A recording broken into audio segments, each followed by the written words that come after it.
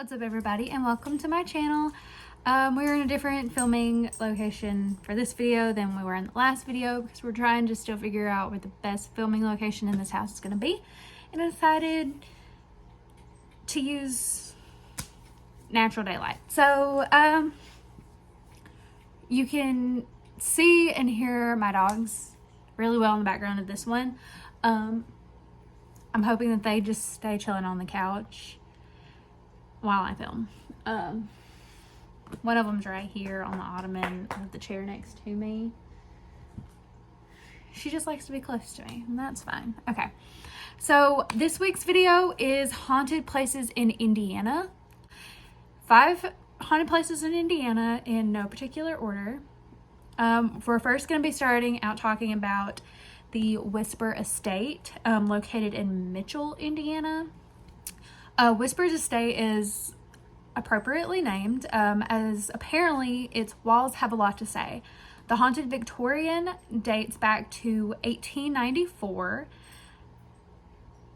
when it was home to a prominent doctor and his wife. He used the first floor as his operating room, and the couple adopted many orphaned children over the years. One of the children started a fire in the parlor and died. She reportedly never left the home though. So, supposedly several other deaths have occurred in the house too. A boy fell down the stairs. Mrs. Gibbons died of pneumonia, and a baby named Elizabeth died of unknown causes. Former guests report hearing the last words of Jessie Gibbons as she gasped for breath on her deathbed. They have seen apparitions and heard voices in the halls. Some report earthquake-like tremors and awaken from sleep with an invisible being sitting on their chests. That's traumatizing. American Haunting hosts overnight stays in the Whispers Estate focused on ghost hunting. You need to be 18 or over and must sign a waiver to participate. You can also reserve a night in one of the house's haunted rooms, but there are no refunds if you cannot make it to said event or said staying. So book at your own risk, I guess. The second place we are going to talk about is the Elkhart Civic Theater. Also known as the Bristol Opera House, the 1897 structure is reportedly haunted by some mischievous specters who enjoy being tricksters. Guests report seeing levitating objects, an invisible force knocking books off of shelves, and even theater machinery running on its own. Staff members report being assaulted by invisible beings. It's believed one of the ghosts is a former handyman who worked for the theater during the Great Depression era. He and his family lived in the basement of the facility after losing their home in the market crash. Percy isn't the only spooky specter though. There is also a dark-haired woman lurking about. In the weeks of Halloween, or the weeks surrounding Halloween, the active theater embraces its ghoulish reputation and hosts a paranormal conference including ghost hunts, zombie runs, and lectures with paranormal experts. Interesting. Number 3, Carolina Street Demon House.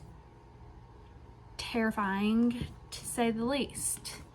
One of Indiana's truly terrifying spots is located in Gary, Indiana, and its paranormal activity is not limited to jilted specters from the 1800s. This house story takes place in 2011. Latoya Amons, I believe is how you say her last name, and her 3 children were living in a rather modest rental home. The mother called for help from police and CPS, or called for help from the police, and CPS even did an investigation into the claims that were happening in this house. Authorities came in skeptical, but some left believers when the 7-year-old son reportedly climbed the wall before their eyes. And LaToya reported her 12-year-old daughter levitated over her bed in her sleep, and other children reported being choked by one another while possessed.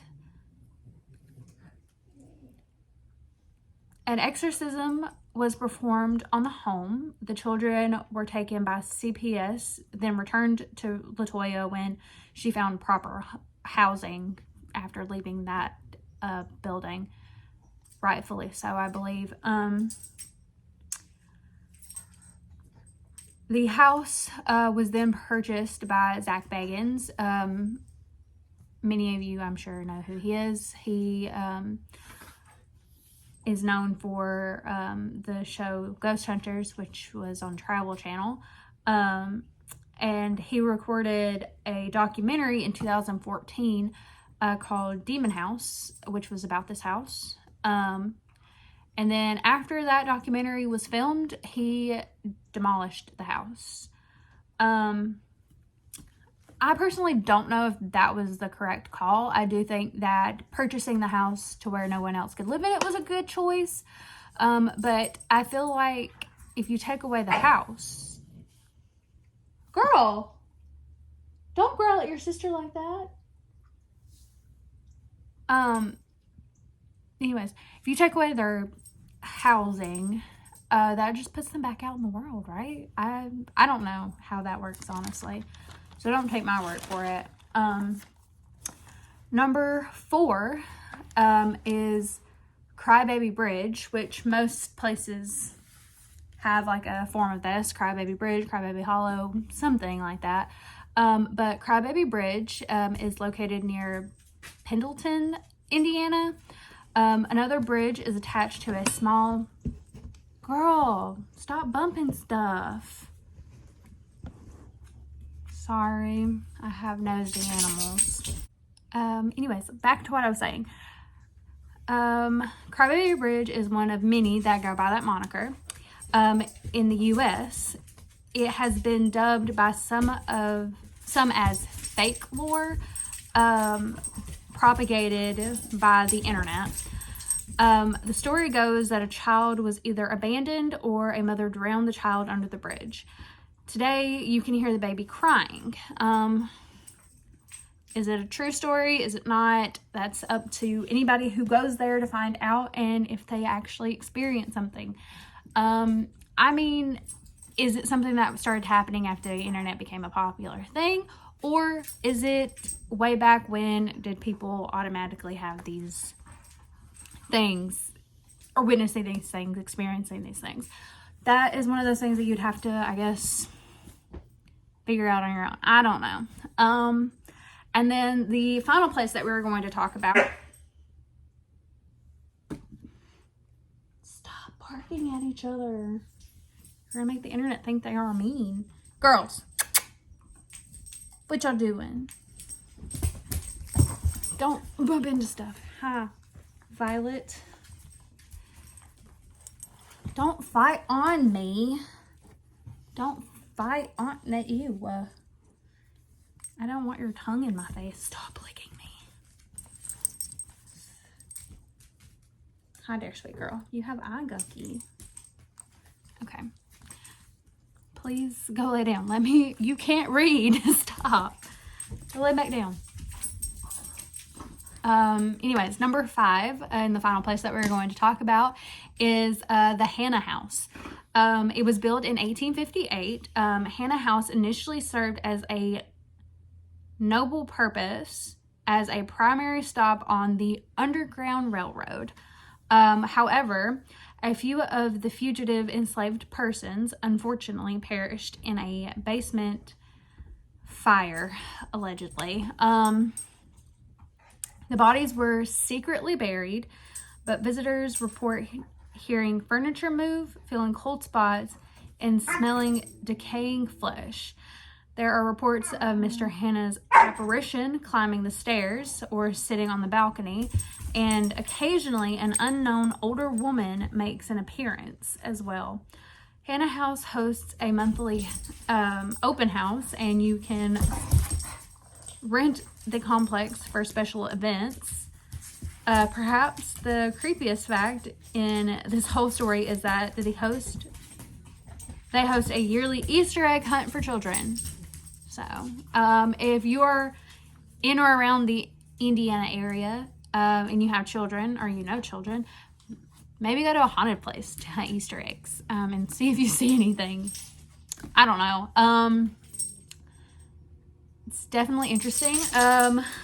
I do love hearing about the old houses that were a part of the Underground Railroad. I'd like to visit some of them.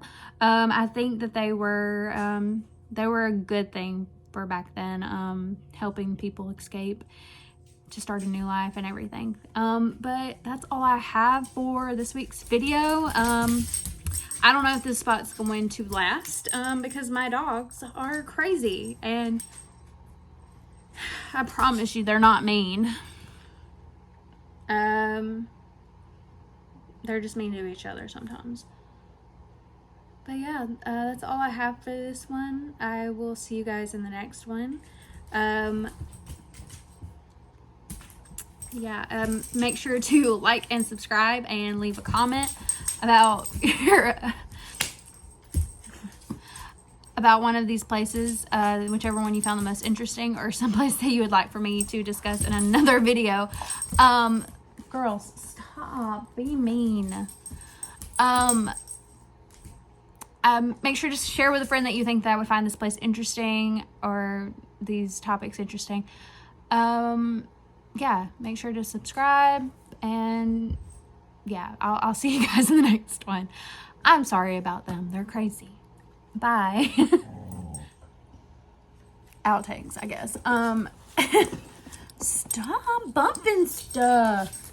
You have them acting a fool, and then you have my little angel princess here, who is just sitting on her ottoman listening to me read. Mwah. Oh, don't lick me in the face. That's gross. Wait, don't lick me in the face. Don't lick her in the face. Stop. Yeah, I'm pretty sure I did a pet introduction video, or like a bit in my introduction videos of my pets. This is my oldest puppy. She may be the smallest, but she's the oldest. Mwah. She is 7 years old. Mwah. Stop. Her 7 years old. Not today, but you know. She turned 7 back in December. And those two are not even a year old yet. She said that she's too old to deal with these crazies.